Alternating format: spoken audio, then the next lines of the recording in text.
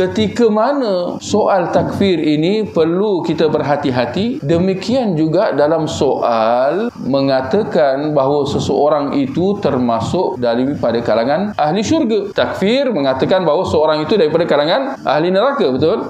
Itu maksud dia secara tersiratnya. Tapi demikian sebaliknya pun kita kena berhati-hati. Kita bersimpati dan bersedih dengan ada kemalangan yang meragut nyawa beberapa orang dalam kejadian nahas kapal terbang yang kemalangan baru-baru ni. Para ulama mengatakan bahawa orang yang mati dalam kemalangan insya-Allah termasuk dalam kategori syahid. Dan saya tengok Syekh bin Baz rahimahullah antara lain mengkategorikan orang yang mati dalam kemalangan termasuk syahid seperti orang yang mati dalam runtuhan yang disabdakan oleh Nabi sallallahu alaihi wasallam dalam hadis. Kata Nabi, orang yang mati syahid itu ada beberapa, termasuklah yang mati kerana taun, penyakit dalam perut, yang mati lemas dan mati dalam runtuhan. Maka sebahagian ulama menyamakan antara orang yang mati dalam runtuhan dengan orang yang mati dalam kemalangan sebagai syahid akhirat secara khasnya. Sekalipun demikian, tidak bermakna bahawa kita menghukum atas individu berkenaan benar-benar syahid dengan kita kata si fulan ini yang mati dalam kemalangan atau mati dalam runtuhan syahid, benar-benar syahid. Kita tidak boleh kata macam tu, kerana balasan syahid itu tidak lain dan tidak bukan adalah syurga. Sedangkan kalau kita kata si fulan ini, orang ini syahid, secara tersiratnya bermakna kita telah menghukum dia benar-benar sebagai orang yang akan masuk syurga. Sedangkan soal syurga dan neraka kita semua sedia maklum, itu adalah urusan dan milik mutlak Allah. Allah yang akan tentukan siapa yang masuk syurga, siapa masuk neraka, bukan kita. Dan kita hanya boleh mendoakan, bukan menetapkan. Jadi kita mendoakan semoga mereka yang mati dalam kemalangan itu tergolong dalam kalangan para syuhada misalnya. Jangan kita kata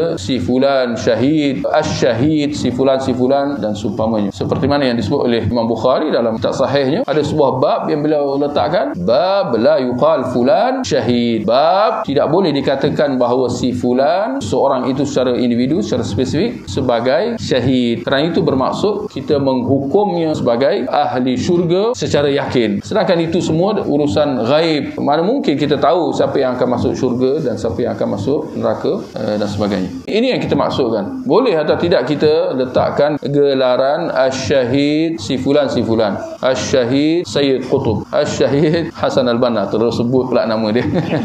dah tanya tu, bagi je lah. Boleh atau tidak? Jadi kita tegaskan bahawa ini menyalahi syariat. Perkara ini telah dijelaskan oleh para ulama bahawa dia menyalahi prinsip Ahlus Sunnah wal Jamaah. Kerana prinsip Ahlus Sunnah wal Jamaah ialah kita tidak boleh menetapkan siapa yang masuk syurga dan siapa masuk neraka kecuali dengan petunjuk wahyu Nabi sallallahu alaihi wasallam. Mana mereka yang dijamin syurga oleh Rasulullah, maka kita benarkan bahawa mereka ahli syurga. Seperti mana para khulafa ar-rasyidin, 10 sahabat yang dijamin syurga, ahli Badar, mereka yang turut serta dalam perjanjian Hudaibiyah, mereka dipersaksikan oleh Nabi sallallahu alaihi wasallam bahawa mereka dijamin syurga. Maka kita menyatakan sedemikian. Demikian mereka yang disebut dalam wahyu bahawa mereka ahli neraka, seperti mana Abu Jahal, Abu Lahab dan isterinya, ini Allah sebut bahawa mereka ahli neraka. Maka kita membenarkan, mengatakan bahawa mereka benar-benar daripada kalangan ahli neraka berdasarkan petunjuk wahyu. Selain daripada mereka, kita tak boleh nak kata si fulan syahid, si fulan dijamin syurga dan seumpamanya. Maka itu menyalahi prinsip Ahlus Sunnah wal Jamaah.